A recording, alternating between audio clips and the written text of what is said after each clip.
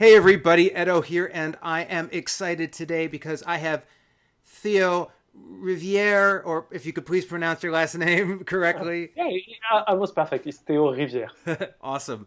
And actually, it's a little serendipitous. I had recently done a review of Unlock Epic Adventures, which I thought was fantastic. And you said thank you because apparently you designed one of the modules. You did the spy module, and I don't want to ruin any of the fun, but I thought it was great.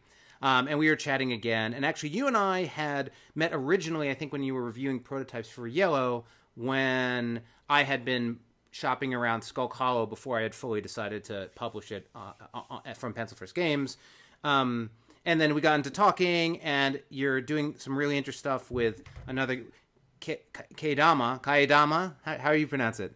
Yeah, Kaedama is perfect. Kaedama. And so, yeah, so I thought it would just be great to catch up and introduce you to folks because may not be as familiar. But when I do these Q&As, I typically start with, like, how did you get into games? How did you get into designing? So I think we should start there. How'd you get into games? Yeah, How'd you get into designing? sure. I think I started to play board games because of Magic the Gathering. It was like I perfectly remember being like a young boy at school and wanting to play chess, you know. And one of my teacher was like, "Okay, they start a chess club, but I'm starting a Legend of the Five Rings, the card game club." So I was like, "Okay, chess, Legend of the Five Rings. Okay, no competition. I'm gonna play. I want to play samurai and ninjas and stuff like that." So I went to this club, and long story short, we finished by all playing Magic the Gathering because it was easier and the community was bigger in France. So, And uh, I don't want to date you, but when you were playing at that time, what edition was Magic the Gathering at that time? Like, what were the sets? it was just prior the release of Mirrodin, the first one. So it was, I think, around 2000.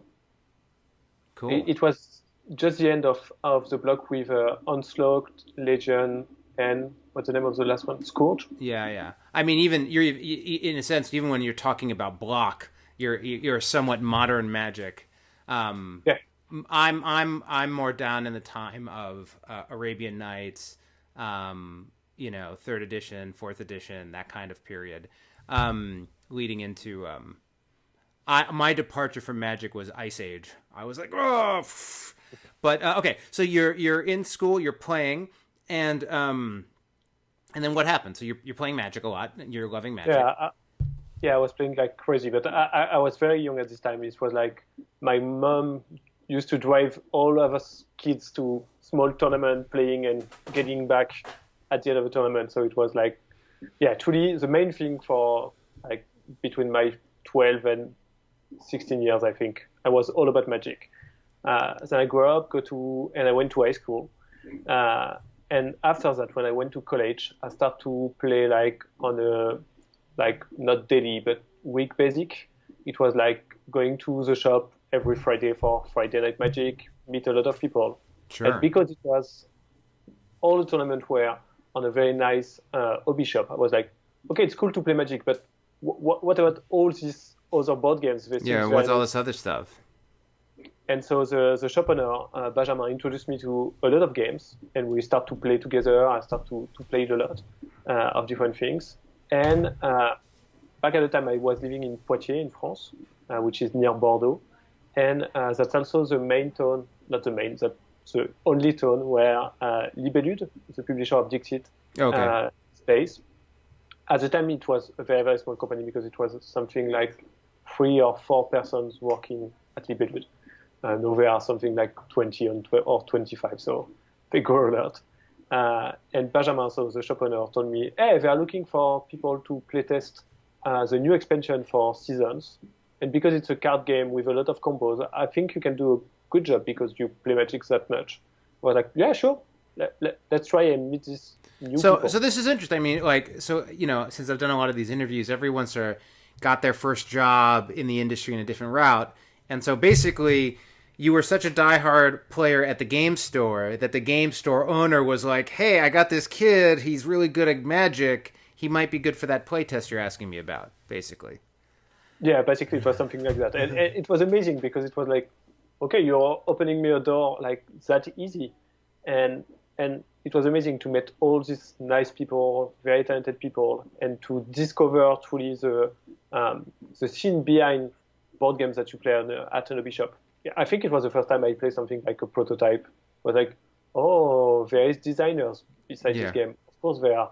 Okay, now I know. Yeah, and seeing it before it's polished, right? Just seeing it on paper. Yeah.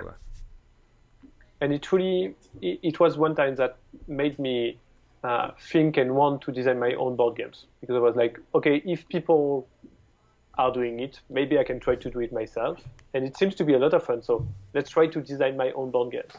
So back at this time, I was still in college, but I start to tickle and to tinker my first board games and do a small amount of stuff.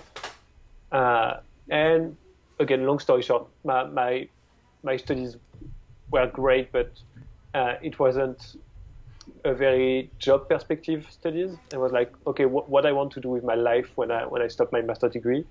And because Libellude was such an amazing company, I was like, okay, maybe I can try to study board games and try to work on a board games company at the end.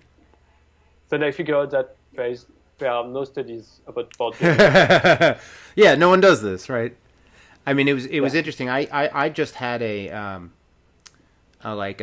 connection with a kid from like some parent got me in touch with a kid who wants to make board games when he grows up, and sort of like, what should I study? And it's like you sort of just should play games and make games. I don't know what to tell you, but like to some extent too, it's I don't know how it is in France, but the video game industry has a very large range of job opportunities out of college, whether it's art or engineering or design or QA or whatever. There aren't as many board game positions, and it's a little bit of a tougher space, and you're probably not getting paid as much. I don't know about France, but at least in the United States. But so you started playtesting with them, and then did that turn into and then you're studying in school. Now, do you end up getting a full-time job with them, or do you go straight into the design? No, I was like, okay, I need to find a real job at the end of my studies, and I don't want to stay on literature and movie studies, which was my main thing. Not bad. So it's cool. It's cool to. Yeah. It was amazing. I love my studies, but yeah, unfortunately at the end you still need to find a job. And in France we have just near Poitiers at Angoulême we have a nice video game school called Lenchmin. I was like, okay, maybe I can go there and study video games, and with all this background, start to work for a board games company. It was my main plan at this time. And besides that, I was still designing, and my first game, my first ever prototype, not first ever, but one of my first prototypes get picked by Purple Brain. Right. And so I was like, okay, my first board game will be published. It's amazing. I want more and more going into the industry. And now I have maybe a little something to put on my resume, like I know a little bit how it works.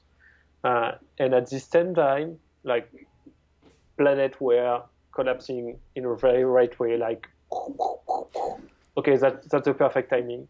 Yellow was recruiting and looking for someone to be in charge of like project managing in a way. And I was like, okay, I'm too young, I'm inexperienced, but I'm gonna send a resume anyway because we know. And they end up like being more attracted by my background of event organizer for Magic the Gathering, and being like, okay, we are looking for someone to be an event manager at Yellow. So do you want to be this guy? And maybe you can do a little bit of project manager because who knows, maybe you're gonna be good at it. I was like, yeah, sure. So being like working, it all comes back to Magic the Gathering. Yeah, it was amazing. And Yellow, they start, Patrice and Cedric, the two bosses, they start the company by sending like cards online. So the first thing Yellow did was called Cartagogo. It was just an online shop, one of the first one in France to send and to sell Magic the Gathering cards. So it was like, okay, everything is connected, everything is perfect. And I end up starting to work with Yellow, like, not easily, but very quickly. It was like, on 6 months, I designed and signed the games, find a new job, and move to a new town. Everything was like so crazily easy. It was, I get very, very lucky at this time. Well, I mean, I think the only thing that I would say is, because a lot of people talk about it in the context of luck, but luck wasn't your passion for Magic. Luck wasn't you spending your afternoons playing. Luck wasn't you getting an education. Luck wasn't you applying, right? I mean, a lot of those things is a combination of chance, but also you putting yourself in those positions and actively engaging, right? So I think it doesn't come to you. You have to go find it and then find your luck, right? And then it's an interesting role because I guess in addition, you're doing the event management and the product management. But then, so how did that transition into you looking at playing prototypes and sort of looking for new games for them? Like, how did that transition come? In Yellow France, and things have changed a lot since I left, because I left like 5 years ago, and all French companies, not all, but most of the middle French companies now are bigger and bigger, and Yellow is now like one of the biggest. When I was there, it was like 15%, and now they are like 40, something like that. So when you were a project manager back at the time, it was like, okay, I'm doing the art direction, I'm doing all the setup with the graphic designer, I'm looking for projects. Sometimes I translate a little bit because we need someone to translate and just to be quick. So one of my main things as a project manager was to look for new prototypes to publish. Cool. And so, I mean, I think that also being a designer, getting that exposure is super powerful, right? Like you're getting exposure to development, improving titles, making them better, thinking critically about the game and the marketplace. You're seeing super raw, new designs. You're meeting new people with new ideas. Sort of that triangulation of those skill sets, I think, not only probably makes you good professionally to get a job, but also just improves your work as a designer and your sort of perspective of all the different avenues of design. And so after Yellow, you stopped somewhere else along the way to now. What did you do after Yellow? I worked for a small amount of time for Yoka by Tsume, which is a very small company from Luxembourg. Tsume is a big company which is specialized in making very, very, very nice anime statues like Dragon Ball Z or stuff like that. And they are making very, very, very impressive product, like very expensive but nice quality deluxe miniatures, statues. And they were like passionate about board games, and they were like, okay, we have all this opportunity with licensing, and maybe we can design our own board games and start a company.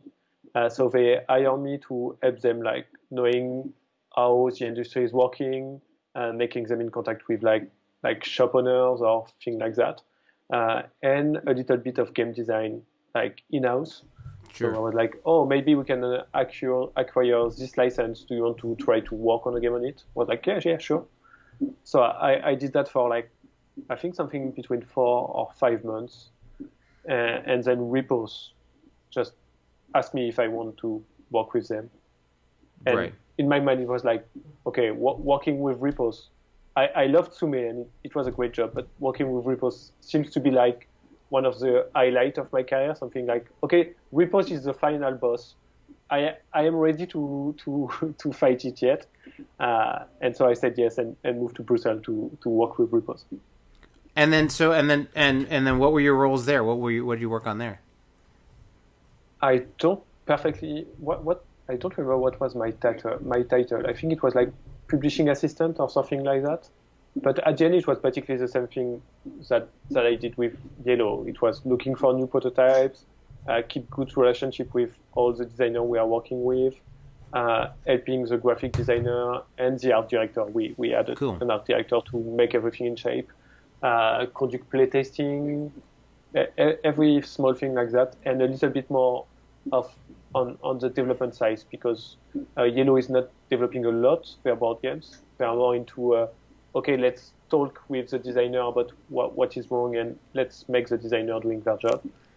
Repos were more, okay, we're gonna break your game, find what we need to change, maybe offer you some solution at the end. That's always the designer who choose, but getting a little bit more into it. Yeah, I think that's another interesting aspect of different publishers and different approaches, where some are more inclined to do that hey designer, we have identified some problems. Do you want to fix it? What do you want to do? Or others are like, thanks designer, we have it now. Now it's over here. We're going to change it, and maybe you don't recognize it as much when it comes out the other side. And actually, I think that leads to what you're doing now, which is, I think, super interesting. So with Kaedama, which, again, if I pronounce it incorrectly. But, so this is like, it's essentially a designer conglomerate service organization where you are supporting publishers with on-demand game design, development, and I think that those are the primary things. But essentially coming in to support there, and just consulting, I guess, is the last bit. And I mean, this is a pretty impressive team you have, and all of which I'll just, why don't I'm not even gonna. How about you run through the four names, just get them all right and say them all correctly, and then I'll skip me just looking like an idiot the whole time. So it's Antoine Bozard, Ludovic Maublanc, Corentin Lebras, and myself. Yeah, I was going to get that totally wrong. So, presumably you guys are all friends and like working together. I mean, to start this organization together. How did you come up with the idea? What were what was the sort of start of it? And then talk a little bit about that whole process in the company. I think the first thing, and you're right, we pretty know each other, like not for a long time, but we truly know each other. We spend some holidays, all four of us, each other. We spend a lot of time, and we all start to design games, often like as a duo, but I did a lot of job with Corentin and Ludo. Antoine did a lot of games with Ludo. Antoine and Corentin are working together. I'm working with Antoine. So we were all connected and friends. And so we had like this small Facebook talk. Like it was mainly for sometimes trashing about some bad publisher or thing like that. Like, this morning I get an email from blah blah blah. It's amazingly bad, so I don't know what to answer. Blah blah blah. This publisher is still not answering my email, so I'm still waiting for them to know if they want to publish my prototypes or not. Blah blah blah. Sure. And some beautiful things too, but it's Facebook, so mostly negative, right? Yeah, mostly negative. And at some point, I was like saying to them, okay, I think I'm gonna leave my position at Repos because I love this job, but I think I want to try to be independent. And so I was truly into, okay, I don't know truly what I'm gonna do, but I know that I just want to be my own boss and start something like that. So maybe going full-time designing, or maybe start to be like an independent game designer, something like that. And if I remember correctly, it's Antoine who said, hey, let's start something together. And we're like, yeah, sure, maybe we have to talk about it. And so we met all four of us and discussed a lot about what was our desire starting a new company. Like, do you want it to be our full-time jobs? Do you want just to bring something fresh to the market? Do we just want to work together and have fun? And we discussed a lot about it because obviously Antoine and Ludo wasn't on the same like idea about having a job than Corentin and I, who had to quit our real job to start like being full-time. When you're sitting, you're still getting checks on Takedo, you're like, maybe we can just hang out. We don't need jobs. We'll just yeah. And so we truly had to find out how to work together like professionally, and I think now we have the right balance, all four of us, between our personal project and Kaedama project, and we truly know each other like perfectly, so we know how to handle our different personalities.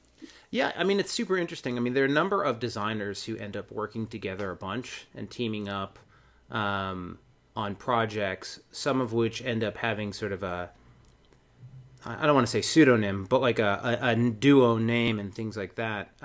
But I can't think of too many that have gone all out. Like, I think there are designers who are known for being good developers and designers and consultants and just sort of get approached in general. And, once a company's used you a few times, they use you a bunch of times. But I think it's interesting creating the sort of studio, the approach you guys are doing, because it allows you to have some more clout to get sort of more steady, regular paying work. outside of just royalties and your sort of design stuff. And then you also have the ability to maybe share the responsibility, when a project comes in to say, oh, I'll take this one or you take that one. Is it pretty organic, or do you have a system for how the projects work? No, it's truly organic, and we sometimes bounce from one project to another, because very often you can start like designing something, or sometimes you need a fresh taste, and you're like, okay, Antoine, Corentin, I'm giving you back this project. Let's give me back this one, and I'm gonna give it a new look. And we also often meet at Valence in France. Obviously, right now, not that often, but we used to meet all four of us like once every month for like 2 or 3 days, being like deeply immersed into the project of the moment and working like a day and night on something. And because once again, the main thing is we are friends and we have fun with each other. So it's like, okay, looking forward for my next job meeting with Kaedama to work on this game, because I want to work on it, and I know it's going to be fun. So it's really one of the main things. Yeah, and it looks like you're building up a decent clientele here, both in terms of, it looks like traditional board game publishers like you'd expect, but also other larger brands or other things a little bit outside of like the traditional board game space. I can only imagine actually. Today, this video is going to come out in like a week or two, but today, I'm posting an unboxing video for the Hot Ones card game. It's a TV show about having hot sauce. It's like very popular YouTube channel, but they essentially made a game, and I could, looking in it, they hired some development house to take on the project and come up with everything and build it out. And so it seems like, with the explosion of board games and that kind of play in that market, more and more non-traditional game publishers are going to, like, people who own the brand, rather than just selling the brand, are like, why do that? Let's just hire this group to help us make a game with our stuff, and then we'll own it, as opposed to a licensing model, which is a little bit of a different approach. Yeah. And that's one of the things we had in mind starting Kaedama, like, because more and more people were asking us individually, like, oh, maybe I can acquire this license, or oh, maybe I'm gonna start a new board game. Do you want to design it? But like, oh, we are sure that some people will need our work with Kaedama, so let's start something.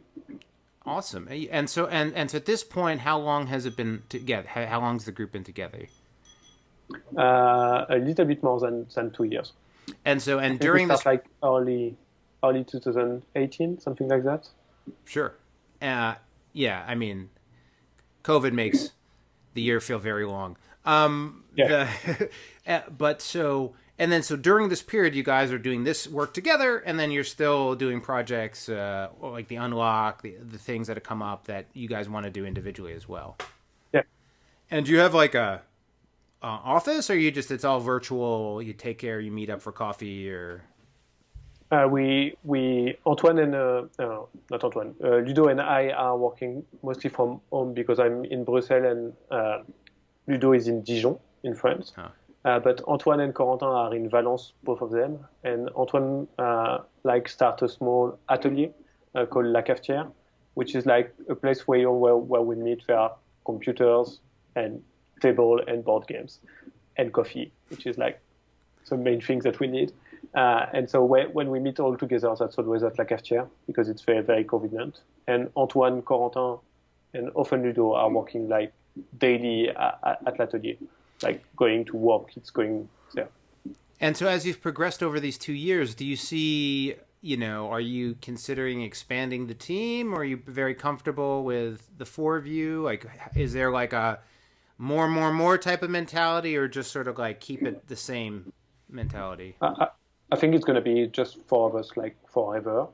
The only thing that we often need, and we go for freelancing, is graphic designers. Sure. But besides that, we want to keep it simple and keep it like, we are not looking for for like starting and being a big company at some point. We want to keep it simple. Cool. Yeah, I mean, it's super interesting to see how these different, different ideas and projects and approaches are coming together. I'm certainly super curious if some of that starts appearing stateside, because I do think there's a pretty big demand for that kind of. I like what the term you used, which was like games on demand. It's not exactly what but I think the idea of like, hey, we have this license, we need this, we have this. I think those conversations happen all the time, but sort of making an organization that will respond to it consistently, I think goes a long way. And so, in terms of, getting back to your own personal design, when you're thinking about projects and new things that you're working on, not the games on demand stuff, more your personal design work, and what area, when you look at the next couple of years, what's really exciting to you in design? Like, what do you think are some new opportunities coming up that are tickling your brain? Yeah, that's a nice question. Not an easy one. I think right now, and maybe because I'm designing a lot of children games this time, I think having something like with evolution, not especially legacy type, but having something like, oh, maybe I'm gonna open a small envelope at some times, or maybe rules gonna change at some point, or maybe we're gonna add some replayability, is truly a thing, which is kind of strange, because we evolved from like board games being highly replayable to the time stories, unlock, exit, all this kind of game area with like board games being played only once. And now we are looking for re-adding more replayability to board games, which is kind of like a loop in a way. But I'm truly into this kind of thing right now. Like, how can I tell a better story with adding some elements when you play a lot? Yeah, I think there's a lot of interesting elements in that, and I don't know if it's so much of a loop as a transition, in that, with the explosion of games, people's attention is dropping, right? Games come and go much faster, right? So the need for a game to have 3 years of replayability isn't necessarily as at the forefront. But what I remember, there are a lot of fun little games I like, where there was a kids game. I think it was it was like Shoots. It wasn't Shoots and Ladders, but it was like space bugs, and it was by the designer of Pandemic, and he made a kids game. Matt Leacock. Yeah. With Space Mole. Space Mole from Space or something. Right, yeah. And what I liked in there was you play it, and then there's like this deck that's just sealed, and it's like, hey, you've played it, open this deck. And you open it up, and then it adds a little, it's not legacy, but it's just like an added little bit. And so I think that it's a really interesting space where you have games that have a sense of discovery and growth and surprise, but aren't necessarily teared up legacy. One of the interesting things that we're doing is, so actually, because you played a very early version of Skull Hollow, we're going to be doing a new version, Mall Peak, which is, essentially a standalone sequel with bears and more guardians, but you can mix and match it and all that stuff. But I wanted to do something that was a little added to the Kickstarter, and what we ended up doing is created a little, like a 30-card scratch-off mini adventure, like a story, choose-your-own-adventure type thing, where you're playing as a character, you're getting time and resources, and you're like scratching things off and using it, and you play through it once. And then what you end with is a character, the Arctic Fox, who you name and you do this. But basically, based on that, you get one ability you earn for him. He's got 4 possible ones, but your performance, however you did, you're going to get to do line 3. And then it's just a character you play in the game. It's like a little expansion character. But trying to create some discovery, like rather than just saying, here's a fox you can add to your game, here's a character with a story, and you name them, and then you get to add them to the game, right? So trying to come up with, and actually working with Eric Slauson, Jesse Wright, and Seth Johnson, a lot of guys who have been part of the Skulk universe. But it's really interesting to look at ways to layer in some of those dynamics and some of the surprise and the unknown from evolution into, something that's relatively simple or otherwise there, right? I love the fact that you are doing something and at the end you're getting a reward with a character, because it's like, no, I want to play this character more than any other one because I made it in a way. Yeah. So I think it's the idea, at least. We'll see. but yeah, and so I think there, one thing that I haven't seen much of, because you play Magic, right? Or do you still play Magic? A little bit, but not that often, no. Something I haven't seen yet, which I think is a function of the evolution idea, and you really have to have a brand and a commitment, but there aren't too many, like, there's every opportunity to sort of have not a game subscription, but like the idea that, hey, here's a game and you have the there's a couple examples of this, but you have the first experience and then, hey, every month we're going to release a new thing that gets folded into the board game. And, you could imagine a Kickstarter where like it gets sent to you, like you don't have it. You can't speed through it. Just you get this thing in the mail and you add it in. I think there could be some interesting ways to sort of build, because you see that with the blocks, right? With Magic the Gathering is a great example where they're like, here's some new stuff. It's really cool right now. Everyone's on this. People who want to use it and do the unlimited anything you want games, you can do that. Otherwise, we keep moving you forward. I think there's some interesting opportunities in there. Yeah, truly. I think so too. I don't know if you're familiar with mystery solving case, just like Hunter Killer or things like that, which are, I think in the US, the main brand is Hunter Killer, which is like a box subscription. Sorry, very hard to say. And you get a box every month, and that you have to solve something just like detectives, but you get clues just on one box each month. And at the end of one. Are the boxes contained, or are they part of a larger narrative story? They are part of a larger story. Awesome. And you cannot resolve everything if you don't have all the boxes. And it's like, oh, I figure out now the small compass that we get on box 2 no makes sense because we're on box 6 and we got a map and no tack, we try to resolve it. And people have the wall with the strings as they're trying to figure it out. Yeah, it's really like that. It's super fun stuff. My wife and I, we play the exit games, we play the unlock games. I think that, they really lead to some nice opportunities and interesting moments. And so, I think that kind of play is super interesting too, right? It's a little bit different than, it's in this evolution where you have, the repeatable games, the puzzle games, and so it's a lot of interesting stuff to figure out and see come together. I don't know how big a presence Kickstarter is in France, just because I don't know, but certainly the emergence of this platform where you can fund really crazy ideas, try things out, find an audience, has allowed for a lot more risk taking than it feels like there was traditionally, which is super cool. Yeah, it's also, I think, one of the only way to publish like expert gamer game.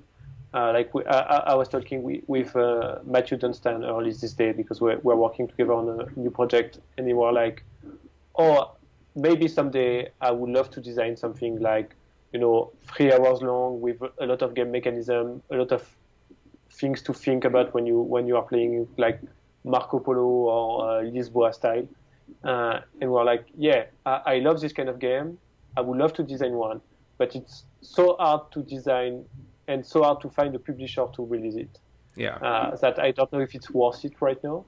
But Kickstarter changed everything, because now people from all around the world can say, okay, I want the new David Lacerda games, so I'm gonna go on Kickstarter and I'm gonna just back it because it's possible and it's easy.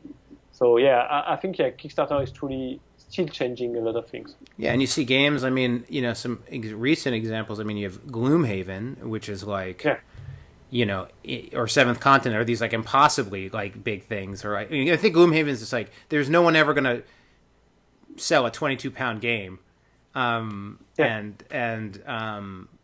Even Keith Mateka, who I work with often, he he did the Role Player Adventures one, which is like this really, 30,000, 300,000. I remember it's like tons of dialogue and all these stories, and those are just really hard things to pitch. But at the end of the day, when you have a worldwide audience and you only need 2,000 or 3,000 backers, you can find 2,000 or 3,000 fans of certain things, reasonably. It's super interesting. But from coming from the States perspective, it's always interesting to see what development approaches and games are coming out of Europe, coming out of France, how that half of the industry is sort of operating and developing as the U.S. industry has grown in the last 10 years. And so it's super interesting. Anyway, thanks so much for being on and spending the time chatting. It'll be really cool to see more stuff coming out of Kaedama and other certainly do another Unlock, man. Like I don't spoil the thing, but I'm trying to do another one. But it's a long process to design it, and it's just like a gamer games. It's not that easy because when I'm finished, I'm gonna pitch it to Space Cowboy. But if they say no, I'm just like, okay, too bad. I'm gonna just like send it back in the trash. But when I'm working on a new prototype, I'm like, okay, I'm gonna show it to whatever publisher, and if they say, oh, we don't want to publish it, I'm like, okay, sure, I'm gonna now show it to another publisher. But because only Space Cowboy can release Unlock Adventure, I'm like, okay, I'm gonna spend a lot of time and a lot of energy, but at the end, it's only for this typical publisher. And you're saying that because of the nuances of the unlock mechanic and the nuances of using the digital device, right? That's what you mean. That's why. Yeah, and anyway, if I'm the end of my development and they don't want to publish it, I cannot show it to any other publisher, right. which is okay, and that's part of the drill. And I know the Space Cowboy pretty well, and I know they are good guys, so I'm not that afraid. But that's as a designer, that's a small risk to take. Yeah, like, no, if certainly. my job is not good enough, too bad. Like I don't have like second chance, and it's that's a different approach of game designing, which is exciting but a little bit scary at the same time. Yeah, well, yeah, and I mean, hopefully, if you have some good ideas, you can still use them somehow, even if it's not using their interlocking system and stuff. But I guess that's an interesting part of it. I had always assumed, I never thought of unlocks as pitches. Like, I always assumed they were like, okay, we're going to pick 3 new designers and then hire them and say, hey, here's the parameters. Do you handle the art direction, or do they do that? They are doing it. Okay. Because they do, it's sort of over time turned a little bit more into like an interesting showcase of an art style and a design, which I like. I like the variety a lot. So we discussed about the mood of the scenario. We're like, okay, we want it to be like that, but at the end, they are doing all the art direction and picking the artist and things like that. That's truly also a lesson of let it go, because when you give your unlock prototypes to Space Cowboy, they're gonna change a lot of small stuff. They're gonna very quickly playtest and develop it. So yeah, it was truly an amazing experience, but very, very different than designing traditional board games. Cool. Well, that was an interesting little extra story. Thanks so much for being on, and thanks everyone for watching. Bye. Hey everybody, Edo here, and thanks for watching Gaming with Edo. Reviews over here on this playlist, League and Insider videos over here on this one. Subscribe, share, all that good stuff. But most importantly, play some great games. Thanks.